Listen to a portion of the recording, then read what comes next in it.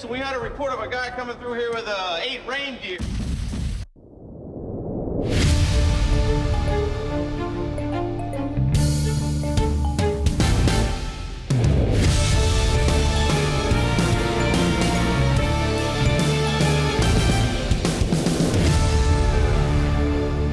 Hello and welcome to a Christmas episode. Oh, Can you hear the bells jingling? Podcast. How are you doing? A non-denominational holiday episode of Kill James Bond. I am November Kelly. I am joined, as always, by my friends and loyal elves, Abigail Thorne and Devon. Merry How you Christmas, listener! Woo. You boy, what Bond is it? Oh, it's Bondmas Day! It's Visited Roger by Moore, 3 Kill James Bond hosts of Christmas, past, present, and future. Which of us is which? I look like the ghost of Christmas present, so I call that.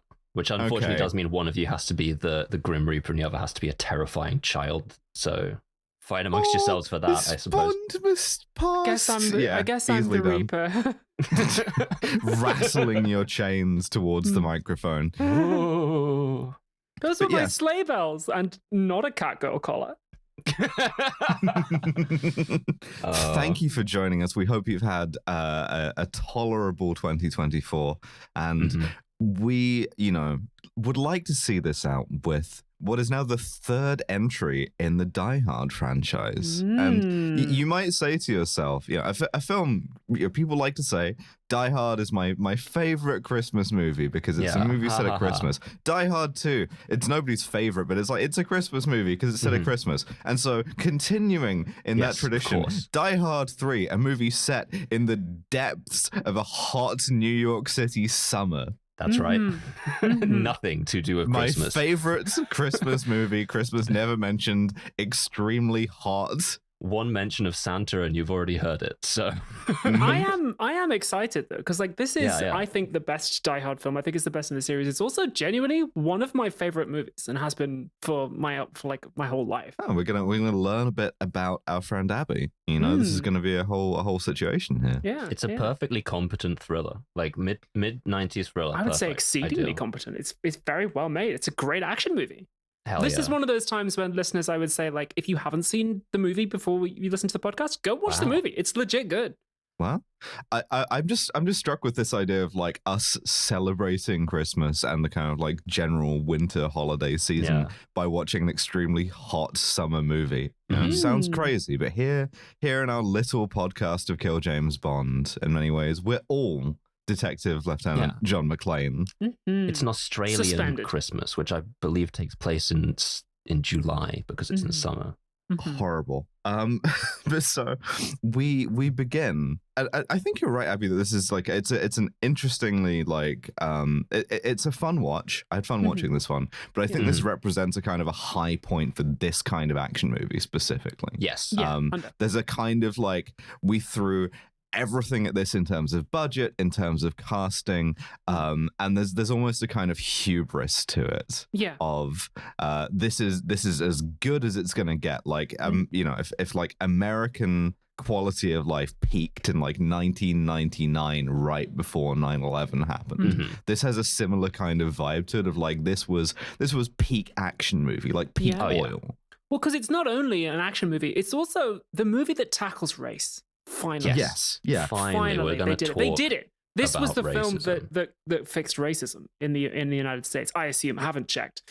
I Yes. assume that went well, but they did it, and even right from the start. So we begin with a New York City heat wave. It's the summertime. It's almost like Hot damn. New York City is a character in the movie itself. It No, is. not really. It is in many ways, and that No, in character, In many ways. that character gets blown the fuck up immediately because the first thing that happens is a department store explodes. Yes. Mhm. Did you either of Yeah. you get the drop that's just one of the first lines in the movie where the NYPD is scrambling and somebody says, "Why would anybody blow up a department store?" And then one of the cops replies, "Ever see a woman miss a shoe sale?" Yeah. Women, we're crazy. We're crazy. Women, they be shopping. It was probably a woman who did it. Probably. Might well have been, you know? One of the sort of like one of my favorite things about this kind of 90s American bonhomie is this kind of like, oh, you know, we're like a family, we all get along. We're crazy, by the way, you know? Well, the other thing about yeah. women is that some of them are of color. And That's so true. this black lady who works for the NYPD like gets a phone call. It's obviously very urgent, and says to the chief as he's like barking orders, "Chief, you got to listen to this." And he's like, "Not right now." He shuts her up. And then she insists, she leans in fact, and she insists that he listen to it. Because and you're it's gonna the wanna Riddler. take this. And it's the damn Riddler. It's the Riddler. It's the CEO's shooter. He's on the fucking Das phone. Riddler. Das Riddler. Das Riddler. So, I will say, incredible job of imitating Alan Rickman's fucking German accent from Die Hard 1. Yeah. This will be important later. Yeah. I This actually- is Jeremy Irons. This fucking Yeah. Jeremy Irons doing gay German accent, which is great. I don't have any drops of it at all, but you know what it sounds like. It sounds like, It's really, oh, really good. hello. Yeah. You're here to blow up your department store. Oh, hello. I have planted a series of bombs around New York. It's not Simon that gay. says it's about that guy. Said Simple Simon to the pieman, "Where are my pies?" There's a haircut, my pies. NYPD's like, "What the fuck are you talking about?" He's like, "Find me Detective Inspector Sergeant General John McClane, NYPD Police squad. PSD Police Squad.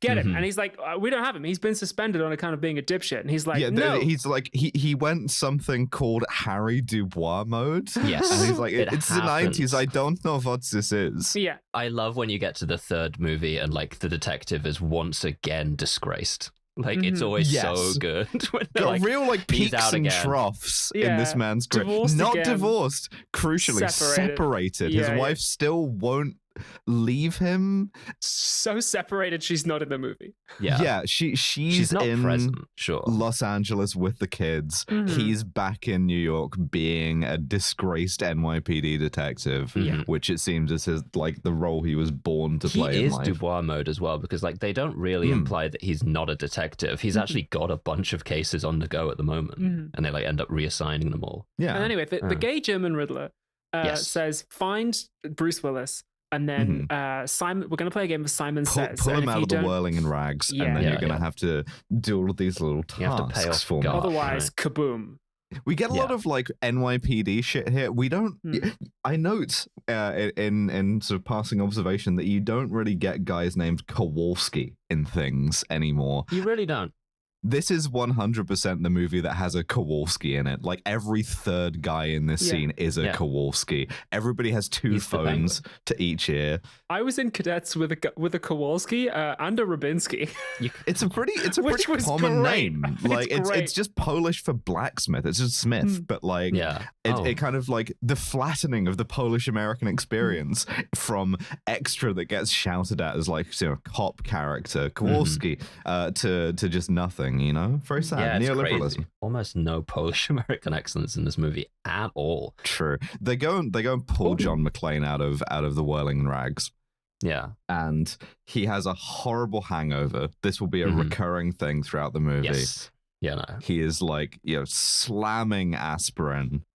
I get it. God, I get it. He still looks hot here. This is an edge case. He's still hot in this movie. Interesting hairline is the thing. Fascinating hairline. Not the most interesting we've seen, but that of course goes to the. Oh God, what was his name? He was in one of the Eurospy movies. He used the fucking pipe gun. Oh, Mr. Pipe. Yeah, of course. Yeah, Mr. yeah, Pipe with a of course, fucking with white high linen. roll hairline with a little like, you know. Not it had quite that bad. We're not talking like Great Wave, but we are talking like if this was a coastline, it would be a great place to build like a very defensible fortification. Like this is It's great. all angles, you know, like Really sometimes you know natural how bay. like a hairline that's receding on both sides looks like kind of like a bell curve or something. Yeah. It's not like that. This is like a digital audio form. It's like blocks, you know, goes straight back and then out and then down again. Some extremely efficient script writing here because he's taking his clothes off and he turns to the female detective and goes, "You know, you're the first girl to see me do this since Holly." which implies number one, he's separated from Holly. Number two, he hasn't lain with anyone else since. Number three, he's still a freak. Lain with anyone. Biblical. He hasn't. It's Christmas. Detective John McClane went out. The marital of the bed vow. is still fucking sacred, all right? They haven't besmirched it yet. He's not yet had knowledge of someone else. That's true. That's absolutely true. This is moral stuff. Yeah. But so they haven't told us what Simon has told This is really John funny. McClane to Yeah. do, other than to go to a street corner in Harlem. Yes. And so they get him in the back of an NYPD van. They take him to the thing. They give him a gun to duct tape to his back, Yeah. as I guess a little like callback to previous diehards. Mhm. Just be like, we used your favorite like gun duct tape trick just Yeah. to try and like ease you back into Classic the swing thing of to do. things. Concealed carry. Yeah. 4 out of every 5 Americans has one. They put Yes. a sandwich board on him. We don't yet see what it says. And they're like, we're gonna fall back 10 blocks. He said, if you need anything, like radio us on the emergency radio, and like we'll be here within 5 minutes. And he's like, I'm gonna be dead in 2. He's like, take your time, pal, honestly. yeah. Don't No worry about worries. it. And at this point, we have to cut to Samuel L. Jackson. That's right. Yes. He's in the Samuel L. movie. Jackson, who is a beloved community father figure and owner of electronics store. This is an extremely high status position in 90s American society because he can fix your VCR. A VCR was a thing that people used to use to watch movies before Yeah. companion podcasts had been invented. People used to like put movies onto sort of like a brick, and you had to take the brick home and put it into a brick reader, and it would like show you the movie. Samuel L. Jackson is I don't know how to describe this character other than like the good black guy.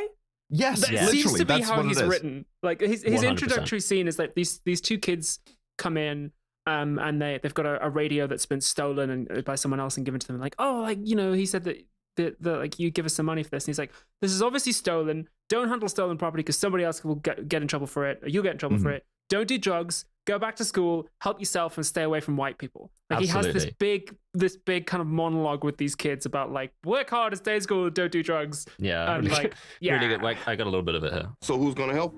We're gonna help ourselves. And who do we not want to help us? White people. That's right. That's the character. Yeah. Like, there's more to it than that, but he does keep coming back to the I hate white people thing, which is, I think it's a fun way to talk about, to do your sort of anti-racist. Like, you've got your movie, you've got a white cop, you've got a black guy, and they're going to work together. And you're going to not ever shut the fuck up about the fact that they're two different races. But crucially, you're going to put this all in the mouth of the black guy. Yes. So that it's not weird. That's script writing. John calls him racist later on. It's like, you're racist Yes, against me because yes. I'm white. And I'm like, oh my God. We'll like, get there. We'll get there. But so the kids look outside and they see John McClane, and then they tell Samuel L. Jackson, hey, you got to come see this. And then he takes one look at John and he says, call 911, somebody's about to die. yeah, because as we see, Not John me. McClane has been made to wear a sandwich board with the N-word on it. Yes. With like the formulation is, I hate racial slur for black people, right? Yeah. The way they censored this for TV, by the way, is extremely funny. Yeah, I know because they censored it for TV by replacing it with I hate everyone, which Really then funny. implies that the entirety of Harlem is trying to kill John McClane for being a moral nihilist. Which is right to do. They Which all is read that correct. thing about the simplest way to refute a moral nihilist. Yeah. Also, by the way, since we don't see anyone making this, I choose to believe the NYPD just had these sandwich boards already for personal use. Or Simon was just like, I didn't tell him. I told him to be naked. I didn't tell him to do that. He did I that did not himself. say to do this. Yeah, we just got this out of NYPD storage. They still have like 4,000 of these. they just in manufactured case. them. They sold them to the Yeah. community. Like, Yeah. But anyway, Samuel L. Jackson goes up to him and says, "Good morning." Yeah, he goes like, hey man, what's up? Are you good?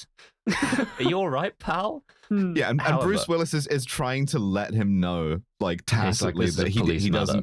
he doesn't mean it, but you know he's like been forced. This is such a like if the only way to disarm the bomb was to say the it's word unbelievably as funny. thought experiment. It's so fucking racist. I mean, there's a bit before this where we see what's on the sign, where like a sort of older black woman sees the sign and is like sort of like troubled by this, and you see McClane is like wounded by having to do this. But immediately down the street, we get the threatening stoop. Yeah, we've just got like a group of like angry youths or whatever. Yeah, we like, get the bad black guys. We get the people from Live and Let Die. You know what the stereotype is. They're like listening to like a boombox really loudly. They have a One of them has a basketball. Yeah, and so this is really disgusting. Yeah, and so Samuel L. Jackson is like, hey, as soon as you enter these guys' cone of vision, you are gonna like aggro them. These guys aggro fucking range. They're going to kill you. Yeah. Mm-hmm. And indeed, I mean, they're midway through explaining this, and we do hear one of them notice in this line. What the fuck? Which This is great. good, really They good. come up and Samuel L. Jackson's like, start acting like a crazy person. Yeah. Start acting like you're like, and Bruce Willis is like, I am the avatar the of Johnny Jesus English Christ. Gambit. Like, yeah. The Johnny English Gambit. Quick. These guys from the Danger Stoop, though, are so fascinating to me, both as a cultural artifact, right? But also in terms of like if you interpret the things that they actually do, because obviously they have a problem with the racial slur man coming to Harlem. But one of them's first reaction is, and I love this guy forever for this, as I do, anyone who has this in the repertoire comes up to him, insanely sick, instant underarm knife throw into the sandwich board. Just like he just had that. He was ready to go with the knife throw. It's like, it's like half crouch, flicks the knife upwards. Great. As they're kind of like questioning him about this, a guy bounces a basketball off the side of McClane's head in a way that would be really funny to clip and loop as like a 1 or 2 second thing.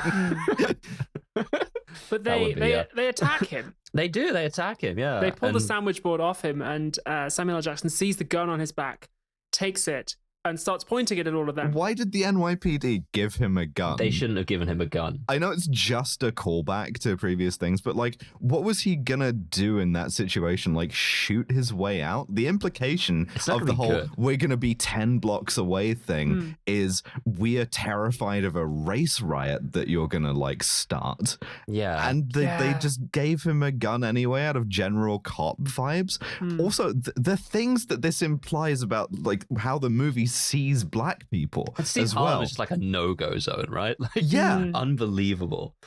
It's like a no-go zone, and also that like it's such a kind of like contrived way of making an acceptable way of making like black people like scary and threatening, right? Yeah. Like if you went at this backwards and you said like, okay, so we need a scene where McClane is like menaced by a bunch of black presumably gang members based on some of the dialogue earlier, then you go, okay, well that's you might have to think about how to make that not racist. No, we don't, because actually an evil German man made an NYPD officer be racist. Before that had never happened. Yeah. Actually, not the first time an evil German man specifically has made an NYPD officer racist, but they react like he was Austrian. They react like this because like this has never ever happened before, and I guess it's the novelty of seeing a racist white cop in Harlem that they're just like so confused by. But anyway, Samuel L. Jackson grabs the gun, and I do really like his acting in this moment in that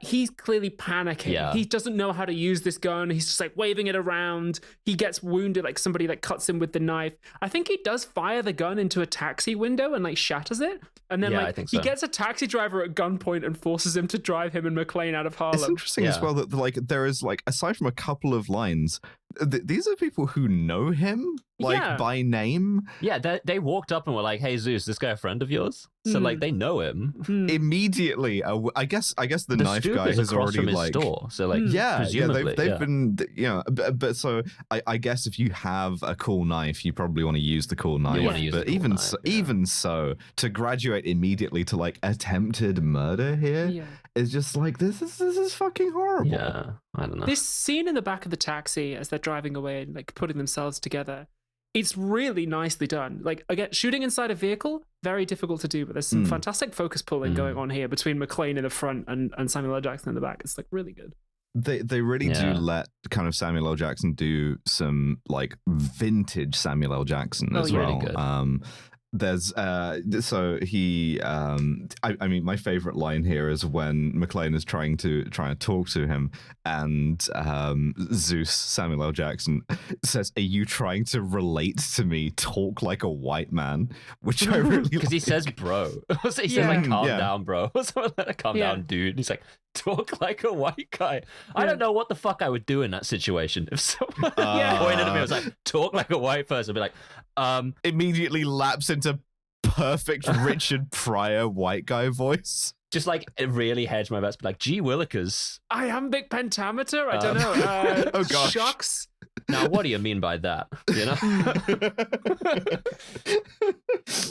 Walking around my sign that says "I hate crackers." But also Samuel L. Jackson's character, because Bruce Willis keeps calling him Jesus, and he's like, "Stop calling me Jesus." And he says, the guy like that, he said that. No, he said, "Hey Zeus, my name is Zeus," as in like Father of the Gods, Mount Olympus. Don't fuck with me. I'll put a lightning bolt up your ass. You got a problem with that? As well. The kind of like the implication that like he's like touchy. He's got like a hair trigger. He's like, you know, waiting to be like provoked and insulted. And it's like, I don't know if we have the facilities for you to write this kind of thing, Mr. Die Hard with a Vengeance screenwriter. So you can't be writing like that, presumed white boy. Yeah, absolutely. I'm presuming pretty strongly. I could be wrong, but I don't think that I am. So they go back to the police precinct. Get a little 90s psychotherapy. We do. We love a bit of psychotherapy because the police psychiatrist is just like, this guy Simon, he's clearly obsessed with John. He's clearly angry. It's probably his real name. And Bruce Willis has this line, he's like, what, does he want to put on a dress and fuck me? And I'm just like, well, maybe he does, all right? Like, fuck you. This bit's interesting to me because we're I think broadly familiar with the kind of contours of 90s action movie homophobia and like of course, homosociality and all the rest of it. And it starts at the kind of normal pitch of that, which is this psychiatrist saying of Simon, you know, this guy wants to pound on you until you crumble, right? So I have like, oh, sorry, go ahead. Yeah, no. This guy wants to pound on you till you crumble. Yeah, exactly. Yeah. Which is like innuendo. And then McClane is the one who kind of like escalates it past that and says, oh, so he wants to put me in a dress and fuck me then. And it's like, it's interesting, the kind of like comedic role of John McClane there to like, oh, he can't say these things, to just kind of like take it that step further and make the thing explicit. Like, oh, this is like a kind of a gay joke we're making here. Yeah. And then we need some exposition as to how the explosives in this movie are going to work, which I love. I love this. This is my favorite guy. We meet Charlie. We got the NYPD bombs autist. As I have learned from several police procedurals, if you have a particular kind of autism, you can just kind of get into the police as their guy for that. And so their bomb disposal guy, Charlie, shows up. And he's just like a kind of bald, smiley man who is so psyched about this bomb he just found. Yeah, he's of the George Costanza phenotype. You know the kind of guy. Like a classic American. And this is perfect. This is perfect screenwriting. It's a visually distinct kind of bomb. It's got a cool action mechanism. It's like a 2-part epoxy. They got like a big red tube and a big white tube, and like when they mix the stuff together, that's when it becomes explosive. It's cool. This is great stuff. He does a little demonstration by putting a little drop of each liquid, because they found this bomb in a playground. He puts one drop of each together, and then like he says when they're apart, they're totally safe. When you mix them, and then he puts it on a tiny piece of paper, like flicks it, and it goes like a firecracker. And I was like, Jesus, Charlie! And he's like, hey, Charlie! And he's like, you can't disarm them. You can't tamper with them. He calls this a nasty little trick I once saw used in Lebanon, which hasn't aged very well. And so the deal with these is it's, as you say, a binary liquid, and when you see one liquid mixing into the other, it's gonna explode within like a few seconds. A whole bunch of this has been stolen from a lab a couple of weeks ago. Said how much, and I can't remember exactly how much, but it's like a fucking shit ton. Thousands of gallons of this, and they found this. They found this in like for them to find in a playground in Chinatown. So Simon calls back. Yeah, and the gay Riddler. the gay Riddler is like, I assume you found my gay bomb.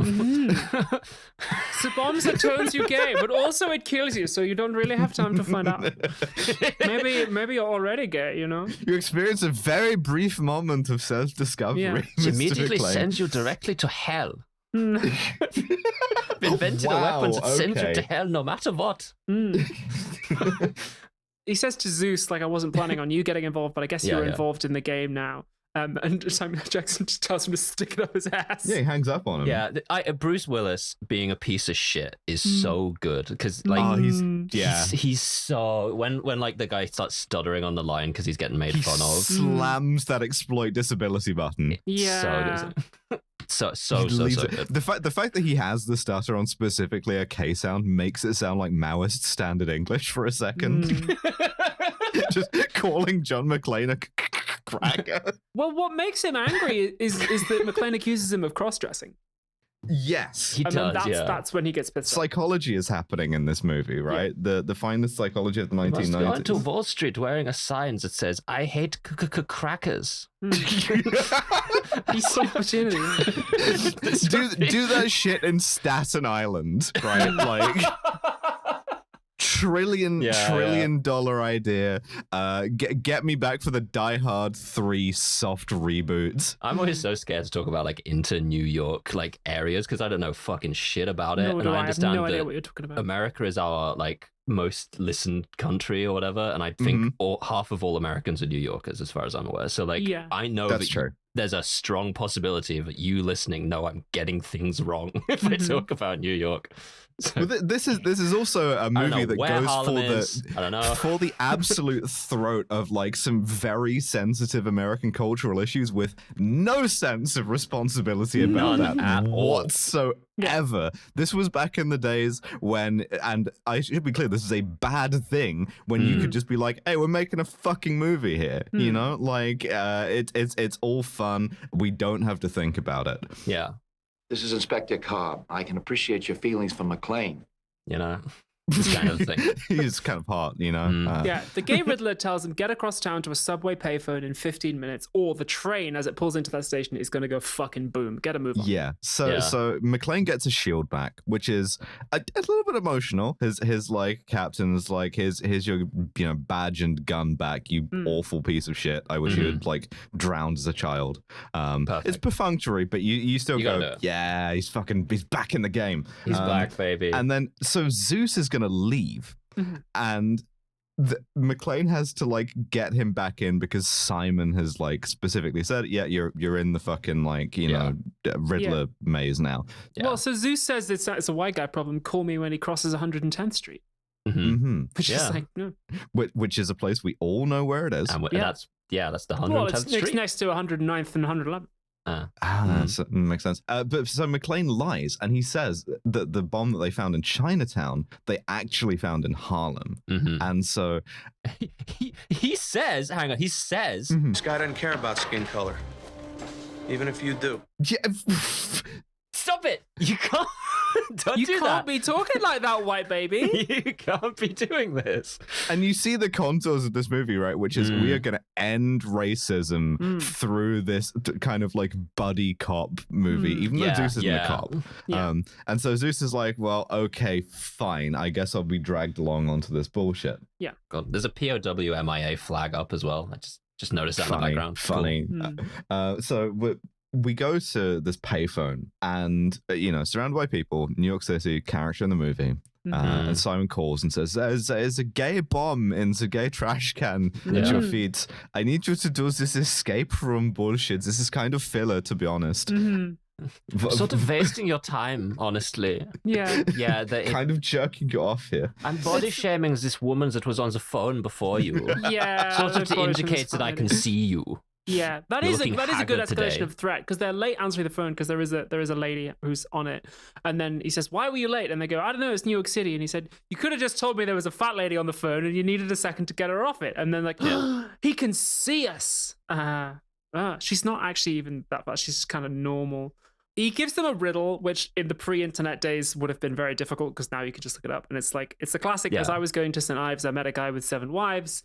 each wife had 7 sacks, and each sack was 7 Yeah, dicks. it's one guy. The It's one one guy. guy He was going going to to St. St. Ives. How He many was were going to St. St. Ives? You got 30 seconds to answer, and we get this like scene where Samuel L. Jackson, Yeah. Bruce Willis try to figure this out, and it's actually Zeus who figures it out. And it's like Zeus does the math in it's his one, head it's pretty one good. guy. It's one. Yeah. Zeus is smarter than McClane. This is one of the things, and that's one of the things that's meant to be like, wow, they're not racist, you know. Yeah. But so they dial the phone number 555-0001, which incredible that he managed to get that. Yeah. Yes. That's like God's phone number when God's in Yeah. New York, which is less and less these days. I don't actually know what I meant by that, but it sounded good. It did, didn't it? It was evocative. Yeah, thank you. I was prepared to just be like, yes.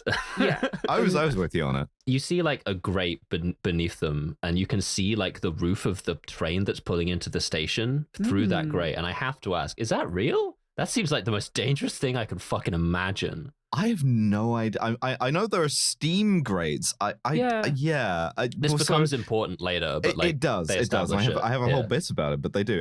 So first of all, he fakes them out by being like, "Well, you're too late, so I'm going to detonate the gay bomb," and they have to like fling themselves and everybody else away from it, only for nothing to happen. Yeah. And he just laughs at them on the I phone. fooled you, but actually you do. It's called trolling, actually. We do a little bit of trolling. If you don't get across town in 30 minutes and do this scene again somewhere else, then I will actually blow up that one. I've placed a gay bomb on the train. If you do not get to this payphone, the second payphone, I realize it's getting a little repetitive. This is not silly bullshit. I cannot stress enough. This one is real. You should be so invested in this one, actually. This isn't what the German accent's like at all, by the way. It's 100% like this. No, it's quite like Alan Rickman's Yeah, no, it Mr. is. Takagi won't be joining us for the rest of his life, kind of. It is very like that, yes, isn't it? Yeah. It's really good. Yeah. It's actually, like genuinely shout out to Jeremy. It's really good impression of Alan Rickman's German accent. Yeah. Really, really good. So they have to get across Manhattan in 30 minutes. Yeah, it's 30 like minutes, some no matter what. impossible time. Yeah. And with the traffic alone, it would take double that because New York City has bad traffic. And so how are we going to do it? Well, This is sick, I'm afraid. This is a great scene. I love this this is a scene. Yeah, I'm all about fantastic yeah, scene. just straightforwardly. It reminds me a bit of there's a sort of similar, not chase scene, but like race against time scene in the taking of Pelham 123. Another great New York City character in the movie film that it, very reminiscent of. This has like more stunts in it and a bigger budget, and this is really like the high watermark for a lot of stunt driving for me. Yeah. They Definitely. carjack a taxi and take it through Central Park. They ramp this fucking thing off of things like 3 times Yeah. because McClane is crazy. It rules. The process of filming this alone is There must have been so much fun. They get in, and Zeus is like, I used to be a taxi driver. I know exactly the best way to go, like down this street. And John McClane is like, no, we're going to drive through the park. Dead center. just even the driving, the fact that it's like a kind of older Ford Crown Victoria. There's a shot of it going round a corner and the whole thing just slides so much. I'm like, that's the movies. Yeah, that's the movies, that's when baby. when the That's car cinema, does baby. the thing. It's getting fantastic. air off of like vague humps. It's just going. It's Yeah. perfect. Can't beat it. You cannot great. beat it. Absolutely At fantastic. one point, Samuel L. Jackson says, "You aiming for these people?" And McClane says, "No, maybe that mime." Yeah. He takes out a bike rack immediately after this, which leads me to a little sidebar called Things John McClane Hates. So Yeah. therefore we've got bikes and mimes, and I guess vaguely Europeans. We can add Makes to this sense. as we go So on. you'll recall that part of the plot of the second Die Hard movie was that computers are gay. That is true. Yes. That And is true. this Yeah. bike's gay. Also, Bike's a lot gay. of cell phones. Cell phones are also very gay. Yeah, definitely. Yeah. He hates cell phones. Funny detail I liked in this is Zeus going, "How do Catholics do their thing?" And McClane goes, "Oh yeah, it's north, south, west, east," and Zeus crosses himself, which is really funny. But so the way they get through this is local knowledge, and specifically John McClane's local New knowledge. York street I knowledge. like this. I Yeah, like good. this too because like the past 2 Die Hard movies, he'd always been like a fish out of water, Yeah. and here we're seeing him in his element. And so he gets on the taxi radio and he calls in, "Hey, 2 cops just got shot at this like specific address," Yeah. which prompts an ambulance from like a hospital where he knows where it is that's going to break through traffic, and he's going to follow it. Mm-hmm. Clever. And just to like hype him up a bit more, Zeus is like, why not go like all the way to the place where we're going? He's like, that's a different hospital. Yeah. It's like This is competence. We like this. I like this a lot. It's really good writing, actually, to display this as someone who's like, confident and assured, like in their kind of element. I think this was originally going to be another film. It was originally just a standalone film called Simon Says, which then got retooled into Die Hard 3. Yeah. In fact, I looked the guy up who wrote this. He is a white guy. He also wrote Jumanji, that movie. It's like a weird like hit and miss. Like some of the stuff he's written is like stinking, but some of it is like really fucking good. There's so many directors like that out there. Like, also, thing I really like about this, thank you to High Definition Pausable On Demand Video for showing us very clearly the stunt driver, not Bruce Willis. Simply, I know it's not, but like you look at it and you go, that man has hair. That's not Bruce Willis. it's the movies, it's cinema. The movies. Really funny to have a stunt driver that just doesn't look like the guy. So he ditches Zeus partway through and is like, you drive the cab to the payphone. I'm gonna try and get onto the train because we're ahead of it. Find the bomb. And then he pulls up one of these grates. People don't know this, right? Those grates, they're not attached to anything. They're not secured by anything, and they are free. You can take them. I have 50 grates. Yeah. People are like, why is the MTA losing money? It's not fair evasion. It's me. It's great. You can't see this because it's a visual medium, but I'm looking at November's webcam right now, and it's just piles of grates back there. Yeah. Listen, I'm going to use them for something. Sooner or later, eventually, I'm cooking something. Yeah. It's got to be all kinds of diseases on those things. I'm the guy who keeps taking the 420-mile marker as well. Like, everyone hates me. Just like doing like jumping the turnstile thing, so you take the turnstile and just walk away with it. I need this. We're back to taking a Pelham 123. Just rob the New York City subway system. Physical taking of Pelham 123. It's out of here. We're going with this. Yeah, just jack up the train, like take it off the tracks and just leave. If you've got a turnstile, if somebody runs at you, you can plant that in front of them, and they'll flip them over, and then they'll be running the other way. It's like a man That's catcher. so true. Yeah. In fact, he does jump the turnstile, and we see some fucking fascist toddler NYPD cop like start to come after him. Yeah, that's interesting, actually. Yeah, we get a minute here where Zeus is kind of the perspective character, and we use this to teach that maybe, just maybe, white people have some responsibility in racism too, because a white yuppie gets in his cab and like condescendingly is like, hey, you know, are you a taxi or not? Yeah.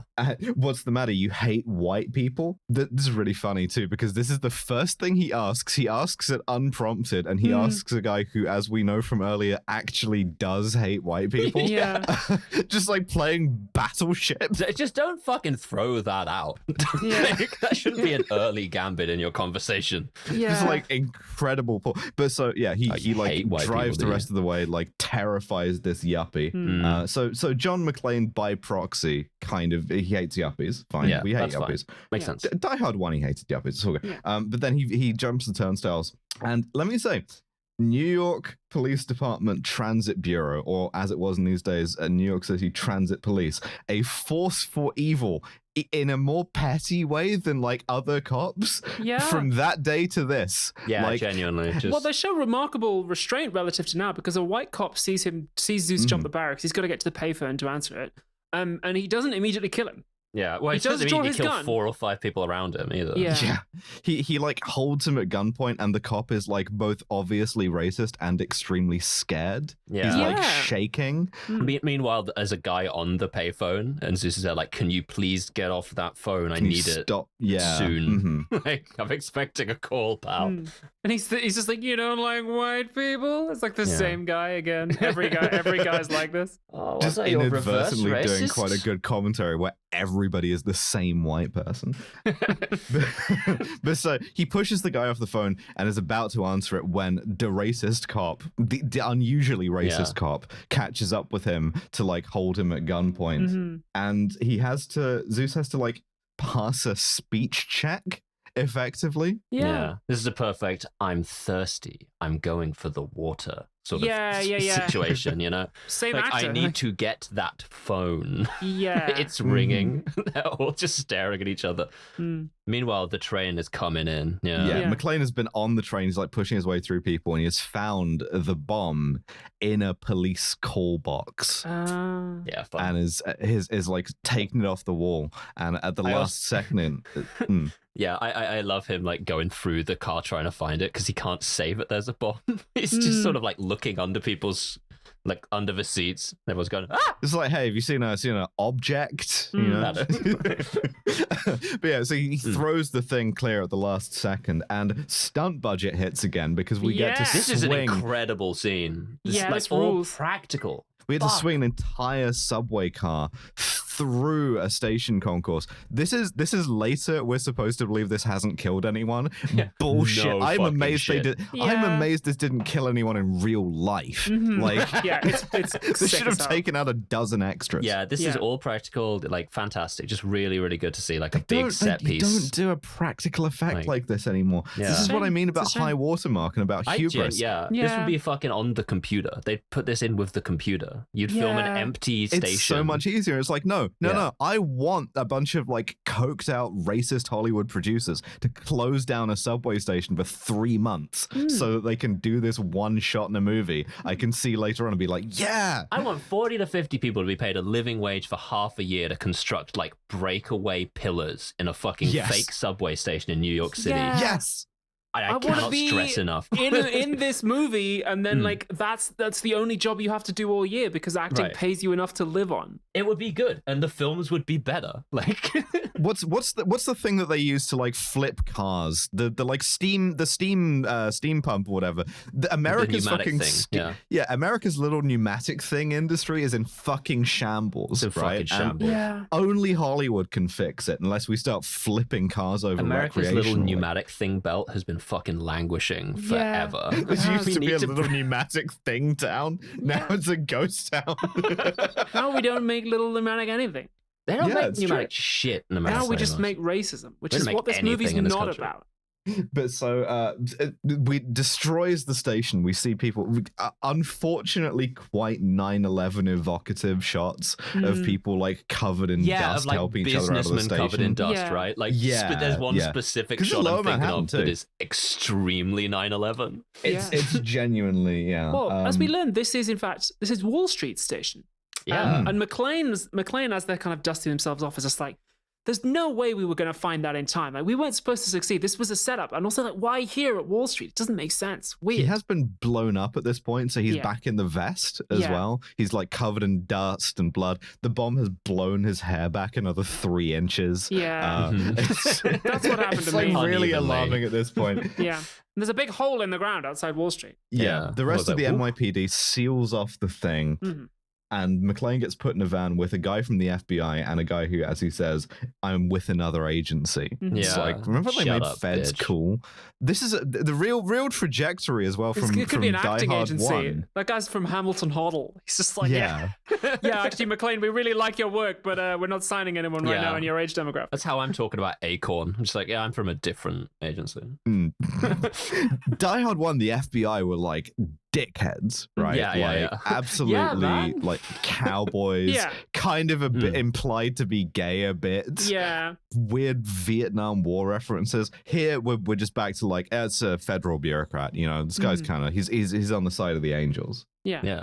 But he's gay. We've filed some hard edges off of Die Hard. Well, he's only gay because he's not John McClane or Yeah. Zeus. And then this They is show where... a picture of Jeremy Irons, and they're like, "Do you recognize this guy?" And he's like, "Yeah, that's Jeremy Irons. He's, a famous British actor. He was in The Lion King. He was in Assassin's Creed, which wasn't very good, and then a number of other Those were things." the two, yeah. Yeah, those are the main two. Yeah. That one with Robert De Niro, where he was a Jesuit. Like, yeah. Yeah, yeah. This guy's East German, Hmm. and he does freelance terrorism by contract. So the fucking gig economy is coming for terrorism. So, he's got And- the app. and He's at got this the hench point, app. we now confront something which I've been wanting to talk about for the whole movie, which is John McClane has a hangover so fucking bad that when a guy calls him talking with Alan Rickman's German accent. He does not remember the time that he threw a similarly accented German man off a fucking building until now. Because the FBI guy says, does the name Hans Gruber mean anything to you? And he's like, yeah, that's Alan Rickman from the first movie. I dropped him off a building. Threw him off a building. Yeah, and then I we threw his guy cut off a to a building. couple of seconds of Die Hard where we see Alan Rickman falling off Nakatomi Plaza. Yeah. And a different cop leans over to a cop in the background and goes, you know, the fucking New York thing.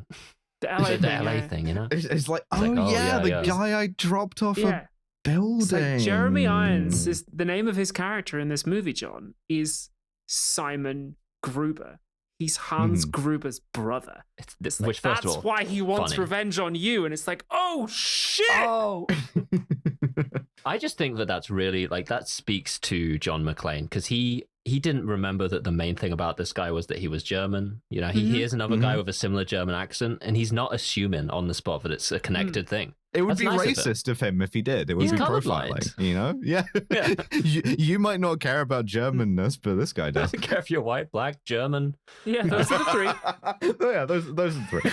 But so Simon calls them I love and is this. like, I love this. so Is so funny. cunty. I can see that you're all in your gay little van together. He knows which FBI agents are in the car by name.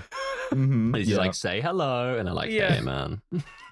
What's up? He's like, I've planted gay bombs in a school. One big gay bomb. One big singular. massive gay bomb Large gay bomb. in a school in New York City. There are over 1,000 schools in New York City, so it will take you some time to find them. Have fun. You can't there's a bomb in a school in New York. You can't evacuate at 3 p.m. today. It explodes unless you found it. Mm-hmm. Best of. And then we Oh, get and also a real. all of sorry, and also you can't use like police radio at all because it'll blow it up.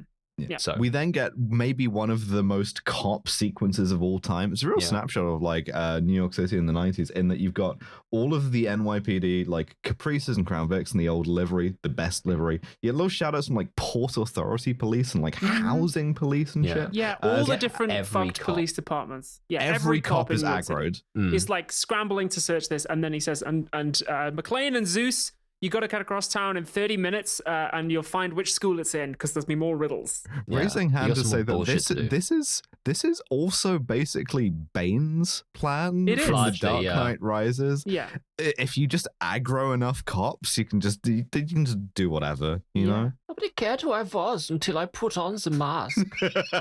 It would be extremely painful for we you. get a scene as we cut into like a communications office because they're not allowed to use the radio, so all the communications get routed through one office. Yes, and do we so have all this the drop? phones start lighting up. And Oh, then the shit, the I've got boss the says drop. oh, all the communications are being handled here now. And the lady says, And I'm gonna marry Donald Trump. Huh? don't- Stop I putting this don't guy think in my you are- movies. I keep Yeah. watching movies. Donald Trump, the cameo star of Die Hard with a Vengeance? Donald Trump? and Home Alone 2. Yeah, what he's up to nowadays. Anyway, Dunno. McClane and Zeus are running across town to get to another payphone to do more Riddle bullshit. And at this point, we get the reveal because we Yeah. slowly pan up and we, for the first time in the movie, like halfway through, actually see Jeremy Irons in person, watching them through binoculars on the rooftop. And he just goes, they bought it.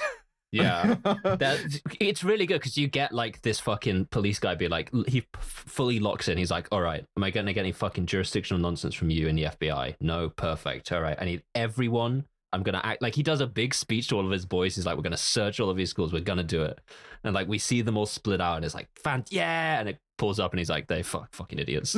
Yeah, it's really good, actually. Dumbass. So Simon then goes to his real target. He's like dressed in this insane, like stupid tie with a big apple on it, tiny 90s glasses. He is surrounded by like some of the biggest, most alarmingly Nazi looking henchmen you've ever seen in your fucking life. Yeah. All shoulders. The other key thing about this, Jeremy Irons, he can do a great German accent, can't do an American one. He sounds like John Lithgow. Well, like, he it's sounds crazy. like a German doing a bad American No, accent. this is fantastic. He sounds like he's doing his German character's impression of an American that isn't good. Sounds like John Lithgow, weirdly. Which is extremely close to John Lithgow, interestingly. It's weird. It's weird. Yeah, he's like, hello, sir. We are the New York Department of Public Works' most Germanic soldiers. We are all at least 6.5 feet. New York City architect, special German squad. Because there's a big hole in the ground outside Wall Street, and he turns up with 15 dump trucks and is like, we're from the city engineering office. And these are the dump trucks that we heard earlier on McClane was investigating the disappearance of. And he's like, there's a big hole in the ground. Show me where the hole in the ground is. We're here to fix it. Oh, shit, I didn't realize he was... That's so... so... Yeah. The cops fucking walk him in to the subway through the hole. He asked this guy and he goes... Yeah, sure. Jimmy, you got the flashlight? Come on, we're going to go down here, boys. Did you get the drop as he's walking them down? Oh, I'm afraid not. So we get a joke here on the behalf of the movie that has unfortunately aged very poorly, because as the cops are walking them down to the subway, the cop says the line, "Oh, you guys were probably at the World Trade Center. You know what a mess that was." Yeah, yes. Fuck, I didn't get that. 1993 World Trade Center bombing. They're referring to that, and like the joke that the movie is making in 1997 is like, yeah, these guys were at the World Trade Center bombing because they're terrorists, but now it has retroactively become a much different joke. Mm-hmm. This is a specific detective who McClane knows. He was talking in the van earlier about like he plays his badge number for the lottery, so McClane knows what his badge number is, and this cop immediately gets shot and killed, and they take his badge. Yeah, and we established that they've got a guy who doesn't speak English with them. A big fella called Otto. Yeah, shout out Otto. Well, so we get some music, which is Johnny Comes Marching Home, and this big plan kicks into gear. They have like a tunneling Thunderbird. They've got a smoking hot broad. Yeah, hello to this woman and her boots and her cigarettes. Hello to this Nazi lady. Yeah, there's at least one shot of her that just smoking only, lit by like red light, but I'm like, that was only put in for November. They made this one for me. Yeah, it's nice of them. And Jeremy Irons and his boys, they walk into the Federal Reserve Bank, and the guy is like, he's obviously arranged to be there to, you know, he's posing as a high roller under the name Mr. Vanderflug, which is funny. And the bank manager's like, oh, that explosion downstairs, it knocked out all of our alarms. Like, if anybody knew what was happening, and he's like, oh fuck, it's a robbery. Like, truth be told, we're fucked, man. He just has time to get out some exposition where he's like, the Federal Reserve's not really like a typical like consumer bank. Mostly what we do is hold gold reserves to the why are you killing me and impersonating all of my employees. They break into the vault downstairs. The smoking hot broad like slices up a guard. Yeah, shout out to this security guard specifically because first of all, you know, I like a security guard, but second of all, he sees some weird shit happening, immediately starts blasting. Yeah, like shout out to all my security guards listening right now. If you're outside the vault, like I guess that makes sense. Yeah, like the Federal Reserve, but like he's like running a pump action shotgun, constantly screaming, and this lady like takes him out with a karambit. Might be the earliest film appearance for karambit. They tunnel through the train tunnel into the vault, and she comes out of the vault, so he's like not expecting it at all, and she fucking disassembles my boy. And this is some classic mid-90s bright red like fake blood, really good. And so they get into the vault, and it's like it's full of gold bars, and Jeremy Irons is like, $140 billion. Fort Knox is for tourists, and they start just like spacking up all this fucking gold. But this one, I'm like, yes, steal this the is gold. Sick. It's like he did it. There's also a guy in there, and I don't. There's a guy, the German like Mongo, who's like the big guy. Yes, right? yeah. He lets off a perfect Big John Bosch after they get into this fucking thing, and I listen to this. What? Dashing Bosch. Bosch. Just got into the fucking Federal Reserve. What brand is your dishwasher? This whole sequence is sick as fuck. I love it. Yeah, no, this is great. This is fucking Meanwhile, great. across town, like McClane and Zeus are like sprinting to the next thing. They're still in movie 1. They don't know that movie 2 has exactly. This is I like so this. Good. Like it's the highest contained within an action movie. But so because now we want them to figure it out. Like, we have the knowledge. Yeah, McClane gives his backstory. He's like, yeah, I was in Los Angeles dropping a guy off a building. But he says, I was in Los Angeles, and Zeus says, yeah, I saw the Rodney King tape or whatever, which is like, it's a fucking brutal joke out of nowhere. I don't know what that means. It was a famous incident of police brutality by the LAPD. Right. So we're doing like a comic effect there. So we get more Riddle's bullshit. Which they make it to some Riddle's bullshit. The riddle here is, well, one thing I like is they open a suitcase and it just says on a little screen, "I am a bomb. You have just armed me." I immediately pack bomb to the bomb. I'm like, oh. I don't want to defuse it. It'll be disappointing. Aww.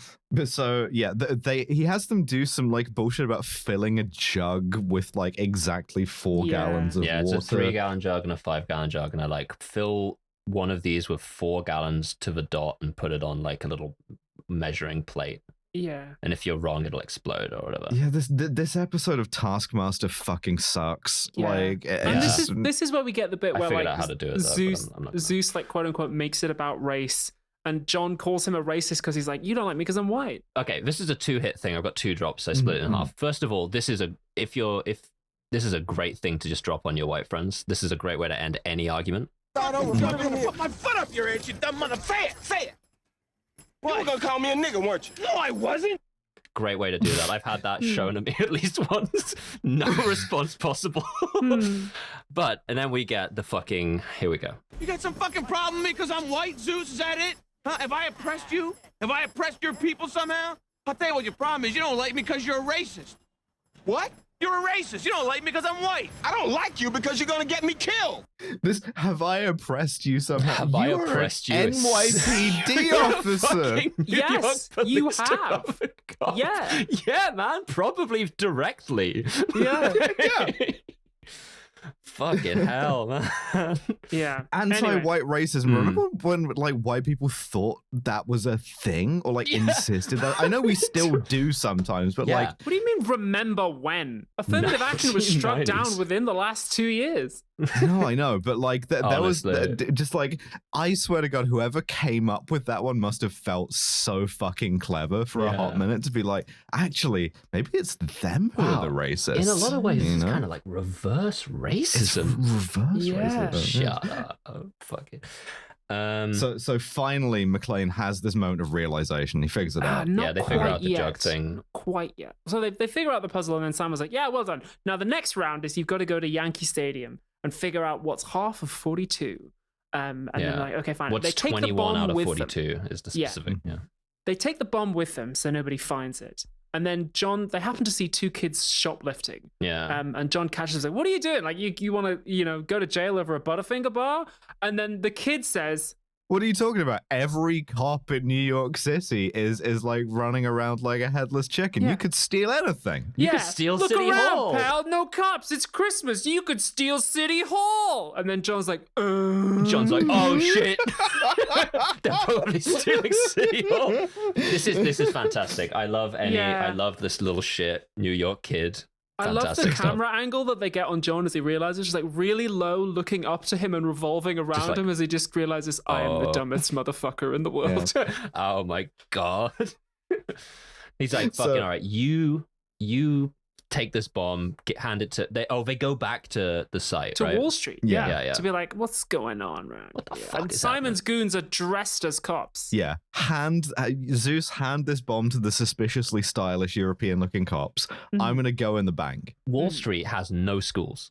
So every cop is elsewhere right now. Yeah. Bam. But it's got a shitload of money. It's got so much gold, pal. Yes. Yeah. So I love gold. Gruber's on the radio with his cops being like, yeah, don't kill him, just like, get rid of him. There is a cute moment where Zeus gives them the bomb and then one of them's about to leave it behind, and the other was like, no, like a kid could find that. Like, come on, we got to take it. I really do like the implication that these 2 German guys are also in the middle of like a buddy comedy of their own. It's occurring alongside. You know what? You're an anti-Bavarian racist. Because it's the same. Like one of them was going to leave it, and Zeus or something was like, "What if a kid finds it?" And then like German the cops Zeus? do the same thing. Zeus. Zeus.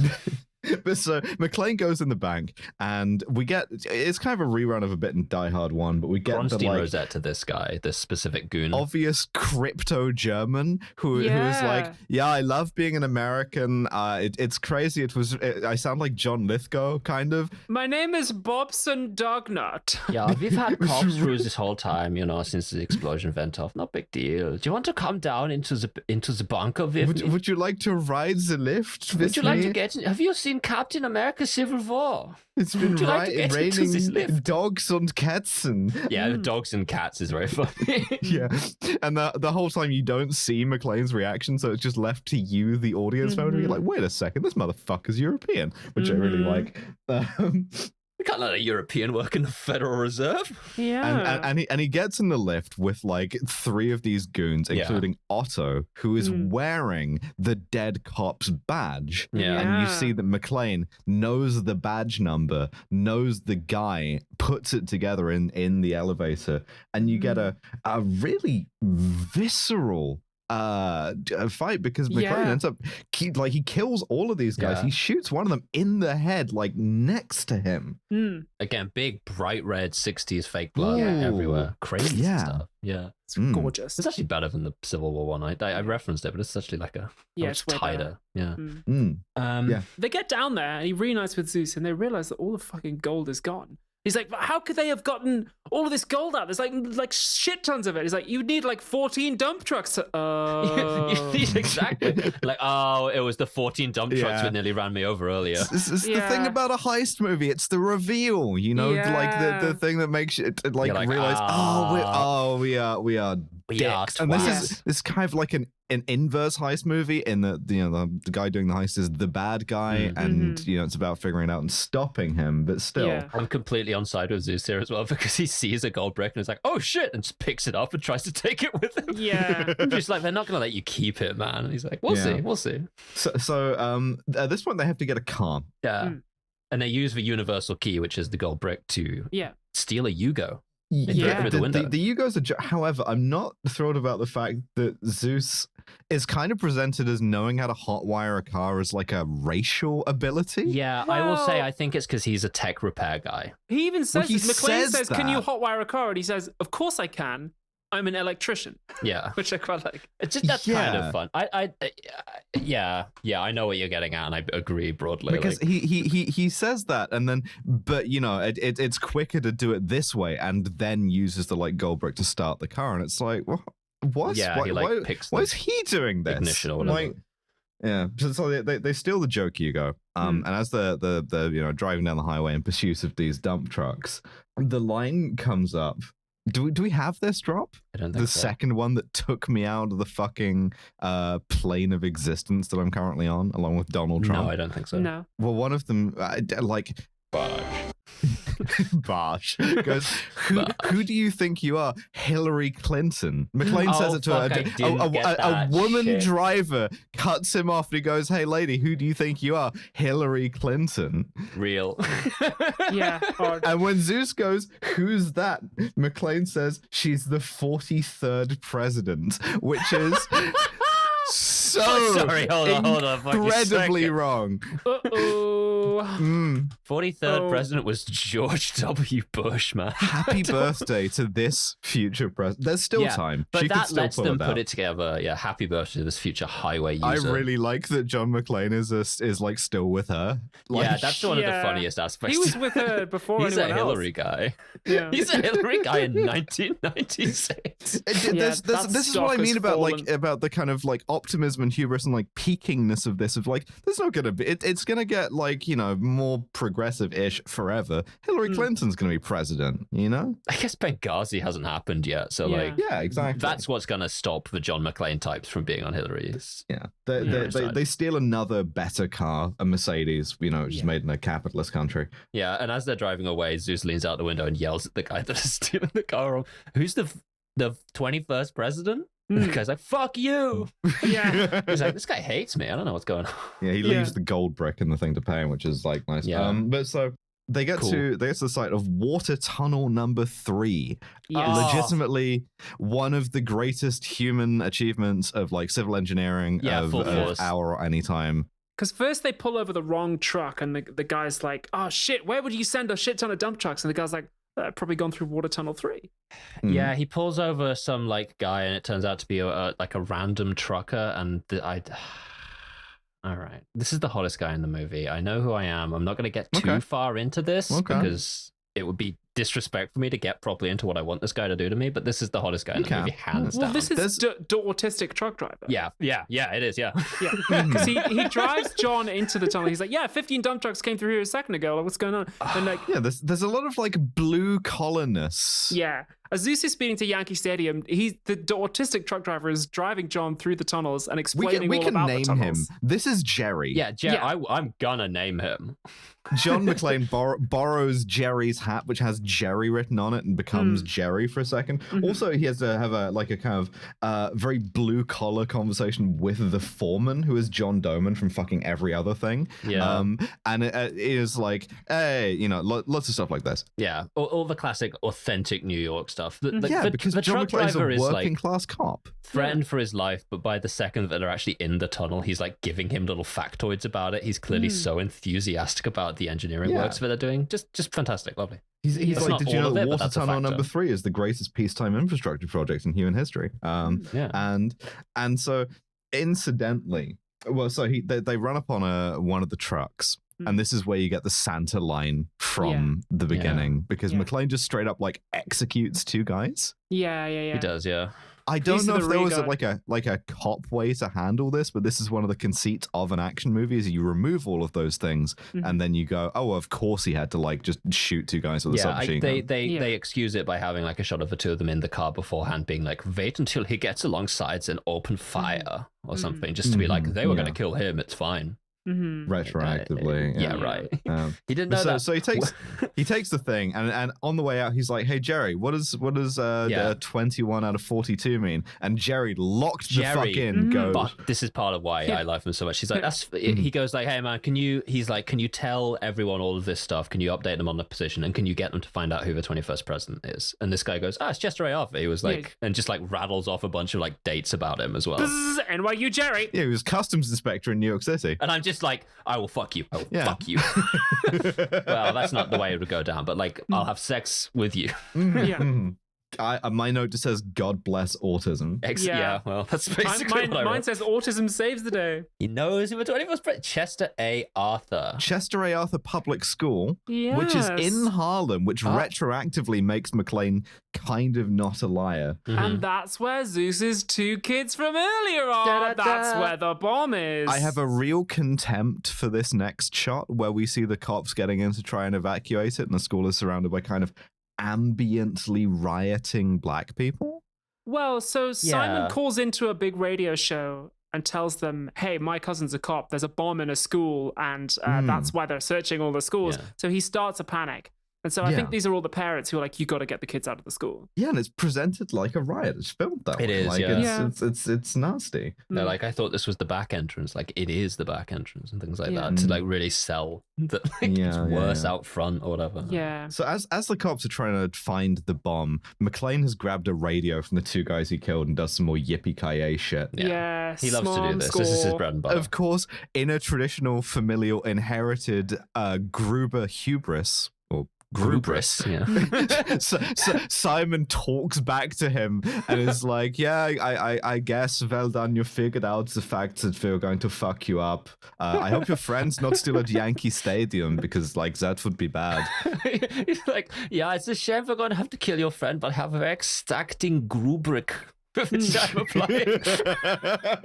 He also says to him, "The truck that you're carrying contains $14 billion in gold bullion. Do you want to just take it and fuck off?" And McClane's like, "No, I'm going to drive it up your ass." Yeah, classic. I would have taken the gold. I watched this with some friends, and I inadvertently got a huge laugh out of them with a stupid throwaway joke, which is one thing we know about Simon that we're told earlier, is that he gets really bad migraines. Yes. Right? And so as he leaves the tunnel with the last of the gold, we see him like necking a bunch of aspirin, but because it's the US, they come in a little bottle. This is an important plot point. However, I see him get out of the truck and do a little bottle of something, and I go, "Oh, doing a quick yak ult, keep the blood sugar up." Yes, and for some reason, just the concept of like just one-shotting a Yakult mid-heist is just one that really... I got me and my little bandolier, you know. I take God's help very seriously, Mr. McClane. All right. You need to have a very well-adjusted macrobiome to I've do got this. 16 Yakults and then a little thing of poppers at the top, and I cannot get these confused.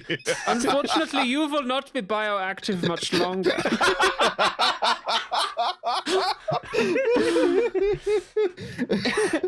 Oh fuck! So, Really good. so we get the cops have arrived at Chester A. Arthur School, and they're like getting all the kids together because they can't evacuate them, but they do want to evacuate them very strongly. So they're like, yes, let's get them all together in the fucking auditorium. They're all singing a round of Row, Row, Row Your Boat. Yeah, sing like Kumbaya or There's like, we're the fire department. We have a new like fire drill that we're practicing or something like that. Anyway. Meanwhile, Simon is like, okay, I'm done with my Actimel. Blow up the fucking tunnel. Seal off our escape route. Using the McClane. spare bomb from earlier. It's a very tight script. Yeah, it is. And so McClane gets confronted by a wall of early CGI water because sadly there was, I guess, no practical way to do this, and he very nearly goes out like Cole Phelps. Like he does. But luckily for him, he J-turns a truck and then surfs it down the tunnel. Yeah, yes, he does. And then he grabs like an escape hatch and gets like fired out of it or something like that. Yeah, that's why they call it Flushing Meadows. That's funny. Zeus has like escaped Yankee Stadium where a couple of guys were like, should we shoot him? I guess we shouldn't shoot him, but we should follow him. When they find McClane with him, they then try to attack him. And my note just says, I'd love to be a big, bald Eastern European guy with a submachine gun, which I'm not sure what gender that is. It is a distinct one. Big, bold European guy with a submachine gun is real as hell. Yeah, a sick car chase. McClane does a cool spin. Yeah, it does indeed. Another classic car chase. We get some more smarm from McClane where they get flipped over and McClane's like, you got a AAA card? Yeah. But both the two big bald German dudes get killed. McClane wants more aspirin because he loves aspirin. He has a bad headache and a bad hangover. Yeah. And he figures out the plan, which is they've already loaded it onto a boat and they're just going to take the gold on the boat. Because all the goons had like like 10 quarters or whatever for like the toll bridge. And that's how he puts together. Gonna smuggle it out on a boat. Yeah. I fuck up the entire heist by losing a quarter. Yeah. Charlie the bomb guy earns the Goodnight Cross because they figure out that he's got 2 minutes left to defuse the bomb. They run all the kids out of the school, realizing Simon's probably not watching anyway. And then of course Zeus's two kids are hiding from the fire drill and they're stuck inside. Yeah. And so Charlie the bomb guy's like, I'm not going to evacuate. I'm going to spend the last 2 minutes trying to defuse it. He locks in. Goodnight Cross 100% for Charlie. Yeah. I love this guy so much. He's having a fantastic time. This is what he was born to do. And he like volunteers to like, you know, sacrifice his life. It's so tense. It's really good. Classic big like, again, because we've seen the way this the setup is. He's got like two big cylinders, one with red liquid and one with clear, and it starts like spilling the red liquid into the clear. He's like, oh really shit, visually like cool bomb, just good stuff. Yeah. Great stuff. And then when the counter hits zero, or like he punctures one of them to like try and let some of the liquid out, it's like, wait a second, this is pancake syrup, which to immediately identify that like with no that's Goodnight Cross. This guy. Incredible work, incredible Absolutely work. incredible it's a stuff. fake bomb. Interesting. John and Zeus get onto the boat. We get my favorite moment as Zeus sneaks up on Simon with an SMG. And he doesn't know how to work it. And he's like, I'm going to shoot you. And Simon's like, gotta do what you got to do. And then he can't shoot him. And he goes, you've left the safety catch on. Just takes it off him, takes the safety catch off and kneecaps him. Key part, really he's eating an egg this entire time as well. Yeah. That's true. So the microbiomes, the nutrients, the macros. He takes a big bite out of it before he's like, yeah, you should just probably let the safety off next time. Bam, and shoots him in the leg. Love how much play the MP5K gets in this as well. It's like, but real 90s stuff. They get onto the ship by jumping down a fucking cable, and it ghost ships a guy. Like a guy gets fucking cut in half by the cable. Yeah. Crazy. Yeah, he does fully bisect the guy. We also disrespect the Coast Guard a couple of times because they're like, why don't we just stop the boat without getting on it? And McClane's like, the Coast Guard put me on hold or whatever. Yeah, and he laughs with Simon about it because Simon captures them. Yeah, Simon's got on both at this point. Before he does, we get like a little mini mini boss battle in the hole you're with so the right. big Yeah. German guy. Oh yeah. And with the thing I like for this, McClane whips him across the back with a chain a few times to no effect. They have to shoot this very strangely to make Bruce Willis seem like, like small and this guy big. But so the guy's throwing him around. He's like, "Why won't you just die?" And McClane, covered in blood, grinning, is like, "I'm like that fucking Energizer bunny. This is gender. This is gender, fucking brat energy. I really like it." He calls him big Bunny. fan. Big fan. Bunny. Yeah. Yeah, being brat while you're getting tortured to death, honest to God, that's I so good. do my best. Yeah. I hope so. Yeah, that's the experience of being alive in Britain. Simon gets them at gunpoint. He's like, obviously, I'm not going to blow up a school. Like, I'm not a It was monster. a fake bomb, obviously. And Jesus. Bruce Willis tries to taunt him, and it's just like, yeah, I killed your brother. He was an asshole. And he's like, you're right. He was. You got me there. He was an asshole. Doesn't mean I don't care, but man was a dick. He sounded, There's very, this very great strange line. accent. He's like, there's a difference between not liking one's brother and not caring when a dumb Irish flatfoot throws him off a building. That's fair. So he's like, put out the communique with the accent on it. And the communique is like a sort of bullshit communist thing, which says that, like, because of the West's crimes, all of this gold, a really hard line, has been redistributed by explosive across the bottom of the Long Island Sound. They're going to Goldfinger it. They're not going to steal it. They're going to blow it the fuck up.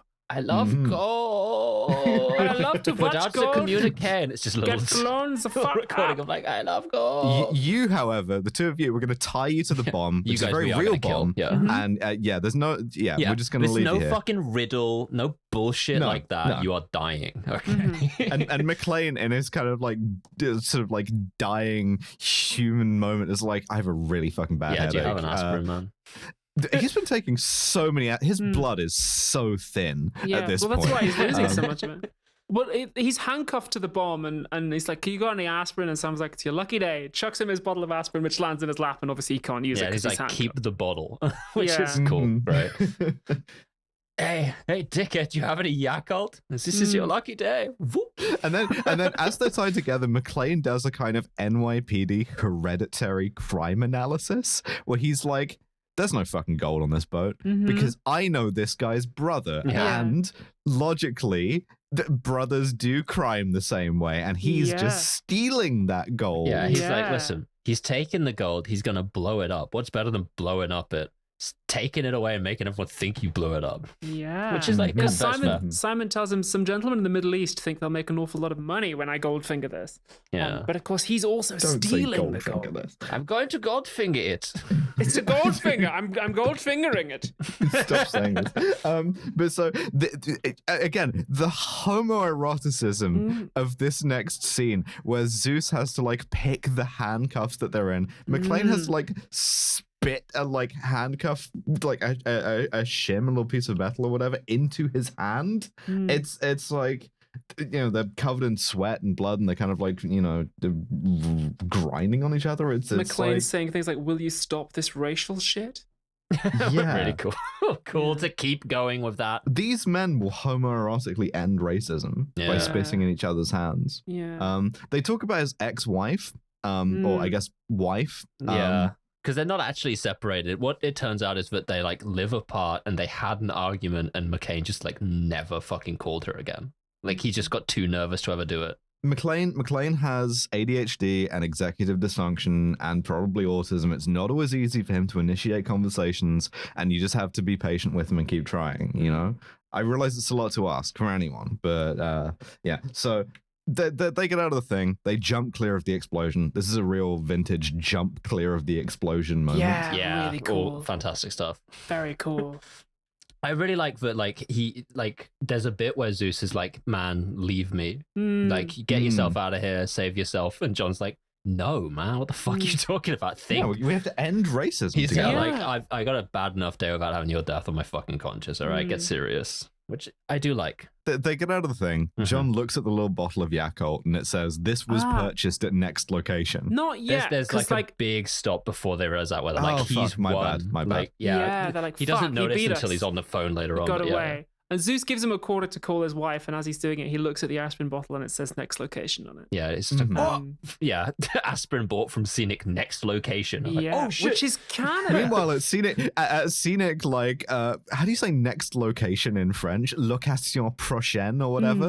Like, it's because it's bilingual location because it's a Canadian border stop. Yeah. And at this Canadian border stop, the boys, the big Nazi-looking boys, are thrilled that they got away with it. It's gonna be like laboratory in there. This many hench masked Germans, all this happy at once. A bunch of them had their shirts off. Full disclosure, I just went to try to find out what like next location would be in German, and instead of opening Translate, I just Googled the word German, and now I'm just sitting here looking at it and being like, yeah, that's what I did. Computer analyze. Yeah, but they're like, you know, this we were an army without their country, and tomorrow we will try to decide what country we should buy. You know, like he does a big speech at the end. Everyone's fucking great. I gotta be honest, this would probably be the greatest party of all time. Can you imagine the feeling after pulling this shit off? They're celebrating with bottles of Dom Perignon, and I'm like, okay, you are celebrating. Even if I had just stolen 140 billion, I'd be like, well, let's not go crazy. You know, 100 billion is gotta last with the a whole. B? Yeah, well, you know, Dom Perignon's fucking expensive, and also don't shake it up and waste it. Like, savor it. It's nice. No, that's how rich they are. You gotta. This is the thing: is when you complete a heist, you gotta fuck on the loot. That's fact. Gotta fuck on the loot. He's given his speech. He's like, gentlemen, I'm going to attempt to have sex with a woman now. We'll see how this goes. So, like, damn, let's not go crazy. Yeah, all of these guys are like, cool, we'll be out here doing our thing, but you know, if you want to do all this buy stuff, fine. This one, by the way, no lines. No lines. Yeah. She's got like a big scar over her throat, so the implication is she can't speak. Right. But so they're about to fuck on the money. And also we find out how, because earlier on in some exposition scenes, they're like, oh yeah, the Israelis tried to kill her. Yeah, they put like a bomb in their bed or whatever. Yeah. Her and the big German Mongo. Yeah. So they were involved. They're about to fuck, and McClane cock blocks him with a helicopter, which takes some flying. Yeah. One of the worst cock blockings of all time. Just turn on a big spotlight from the helicopter onto the two of you. You would hate to be spotlit. If I'm mid-sex and I get spotlit unexpectedly, I don't know how I'm dealing with that situation. It's over. Like a prison escape. I'm just like immediately running. I don't know. I'd probably keep going. That's spotlights are part of your setup as far as I know. Yeah. But so he grabs an M60 machine gun along with the bluest balls of all time as like, I'm gonna kill that fucking cop. Yeah. Weird fascist turn. Zeus keeps calling themselves the Exterminators. Yeah. I don't know why he's doing that. Zeus is still here Why because is he here? What's going friendship. His lines get way worse. Another thing about this, they're both wearing paramedic jackets because like they've been treated by the paramedics. I would say a key part of being a paramedic is to like, it's like the I'm getting fucking murdered on leather bags here tweet. Don't give them your jacket. You're gonna run out of fucking jackets. You know, like the NHS's jacket budget through the roof. You know, every time I have any kind of health emergency, I'm getting a free jacket out of it. You know, most of my wardrobe is bottle green at this point. So they have a helicopter dogfight. Helicopter fight. Pretty sick. And McClane ends up shooting them down and like crashing them into power lines. Wait a second. The helicopter that McClane and Zeus are flying in is, I think, an air ambulance. Which means, first of all, you're not just losing the jacket, you're losing the fucking helicopter. Yeah. Second of all, that's probably a war crime. Third of all, kind of implies that they're flying Zeus up to Canada for the free healthcare. A little bit. Just like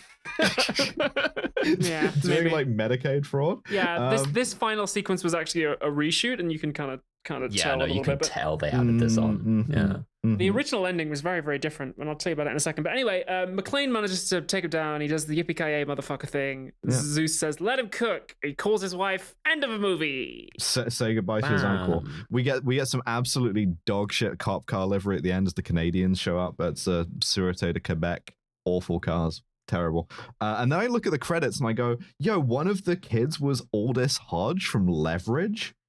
Asif Mandvi is in this as Arab cabbie. All the like sort of like minor character names in the credits are insanely racist. Yeah. Just note that down. Well, But if you're yeah. interested, the original ending of this, the one that they had to reshoot, was it cut to 6 months later in Hungary when McClane has been disgraced. He's been like totally fired off the force for beansing this whole thing. Catches up with Simon in a bar in Hungary, forces him to play Russian roulette with a rocket launcher, and kills him in cold blood. Insanely stupid. How do you play Russian roulette? I don't know. But they re-edited it because they didn't like the idea that McClane was just like a psycho revenge killer. Yeah. And they were like, also they wanted the whole thing to happen within 24 hours, which is part of the conceit of Die Hard, is this is one day. I don't know that either of these are particularly good endings. No, not particularly. I appreciate the next location Yakult bottle, but other than that, like, it cut to black, and then it came up with a like. It was like executive producer Andrew G. Vagina, which did like cause me a little bit of problems. Yeah, I noticed that too. Well, Mr. Vagina, this was a weird one. Yeah, Mr. Vagina. What I gotta has say, Vagina produced? odd. Vagina has produced all of us in the end. Wow, that's profound. Well, some of us were from our mother's wombs untimely ripped. I think was it? Some of us were not of women born. Two out of three. Yeah, I actually wasn't. I was induced though. I just wanted to get that. I was about to do a whole bit about cesarean section correlates with being a podcast host, but you know. You are the gold starest of gold star lesbians if you're born by C-section. Yeah, I've never even interacted. Wait, no, that would be a gold star gay guy, wouldn't it? Gold guy gay, no, yeah, gold star homosexual. Never interacted with the vagina in any way. Not even touched that born shit. by C-section. Yeah, that's like a different kind of star. If you've like, I've never had sex with a cis lesbian. Like, I don't even know what you would call that. You know, yeah, like like we a don't. platinum star, right? Kick it off. I don't want to imply that it's like better. Yeah. I've been on record as being a trans supremacist from day one. I don't want to investigate like a concept as like portentous as only having had lesbian sex with trans lesbians in the dying minutes of a podcast about Die Hard with a Vengeance. Oh, you don't want to get into this? That's fine. We should probably. We don't have to rank lesbianism subjectively because we have a science-based right. system on this podcast. The LGBT spectrum. This is for lesbian, gay, bisexual, and transgender. Yeah. How lesbian is this movie on a scale of 1 Nil. to 7? How smarmy is this movie? Very.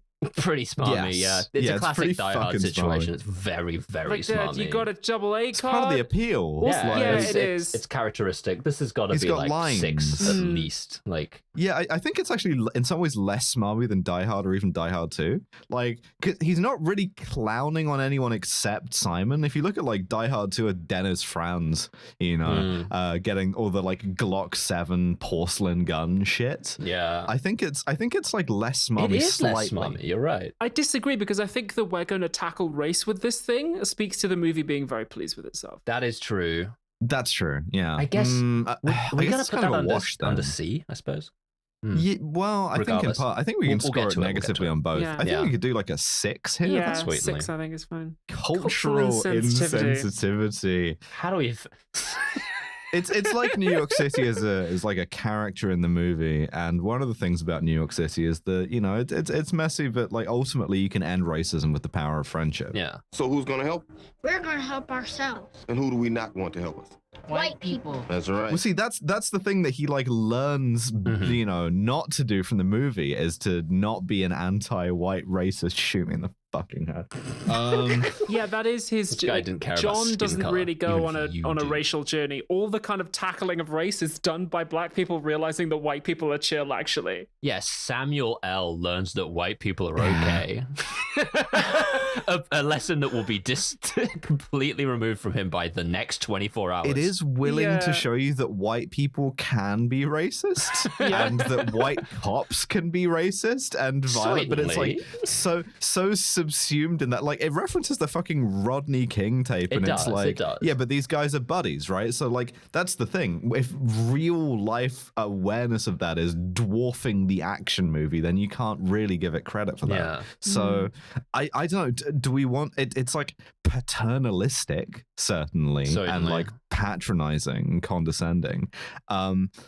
It's not consciously hostile, which in some ways is like, you know, makes it more annoying. I don't know, like 5 or a 6 maybe.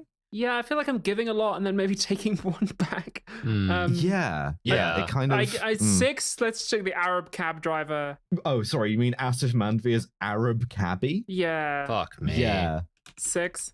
Yeah, 6 at least.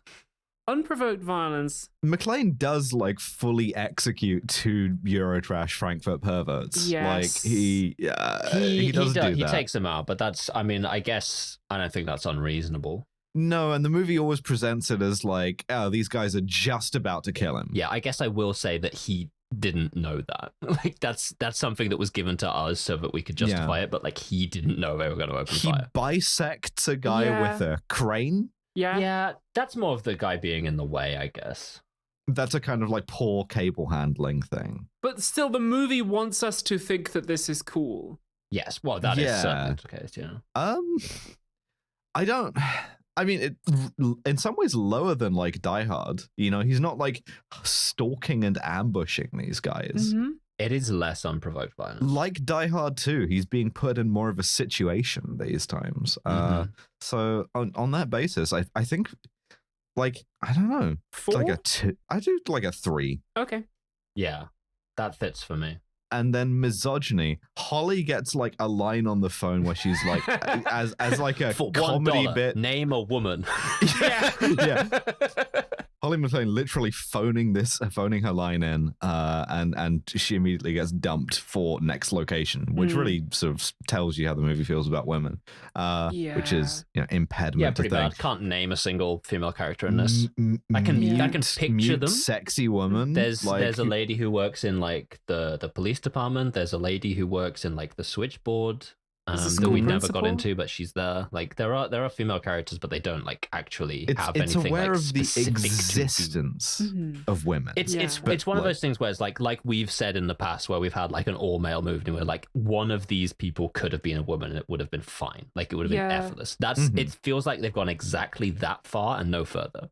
Check this shit out. Simone Gruber. How about that? Hans's sister. Yeah. Oh yeah, let me play that role. Put me in charge of a remake of this, you know? I make John McClane black. He's wearing a defund the NYPD billboard in Staten Island. Yeah, I gender and race swap all of these guys to third gender Native American. That's it. All of them. Yeah, no, misogyny, I want to give it like a 4 or something. Yeah. You know? Okay, cool. That I'm being gives generous. a total score of 19, which is decent as far as films go. It's also continuing the trend because I can now reveal that Die Hard 1 got a 14, Die Hard 2 got an 18, so they are getting worse. And I think this trend is going to continue because I have seen Die Hard 4. That's about right. Yeah. Yeah. Oh god, we're gonna go Die Hard 4 I'm so next year, excited. man. To join you Christmas 2025 for Live Free or Die Hard. I don't know if there even will be a Christmas 2025, but we'll fucking watch Die Hard for it if it's around. In the ruins watching Live Free or Die Hard. Justin Was it 5 or 6 Die Hard movies? I don't remember. That's a great question. Let me look this up. We'll have to figure out what to do after this. There are 5. 2026. Okay. A good day. Okay. Next one is going to be Live Free or Die Hard, and the next one is A Good Day to Die or Hard. In Europe, it was called Die Hard 4.0. Terrible. With the hackers. Okay. Yeah. Because its computers are gay. We're locked in for the next 2 years. All right, chat. listen Don't the worry fuck about up. it. You gotta survive 2025 so that you can hear us do Die Hard 4.0 because that is a dog shit movie. Yeah. I can't wait. Actually look forward to it. Thank you so much for your support this year. We hope to see you again this time next year. Yeah. It's been emotional, genuinely. Like a little bit of a state of the Kill James Bond. I'm just like I'm really happy with it, and I'm so glad that people seem to keep enjoying it. So thank you. More fun you. than ever. It's been a wonderful year. It's been a splendid year. This year for me has been about. I guess we can do this in a New Year's special next week or whatever. But like this year for me has been about like taking the stability that this podcast has given me and using it to like promote as much justice as I can for the people in my immediate surroundings in Cardiff. And this has been wonderful. I'd like to thank everyone for supporting us this whole year. It's been really lovely, incredible. Thank you so much. I hope we've entertained you for an hour, maybe. like solemn, meaningful cognitively. yippee-ki-yay from our house to yours. Yeah. You know? Yeah. And Merry Christmas, motherfucker. yeah, Merry Christmas. Merry Christmas. Merry Christmas. If you're listening to this sober, what's going on? All right, get out of here. Hit the nog, and we will see you. Maybe they don't all drink, and that's fine. Maybe too. they don't all drink, and that's fine. hit, we don't hit the all non-alcoholic nog, and we will see you next year. Bye, everyone. Yeah, fucking bye. Mwah.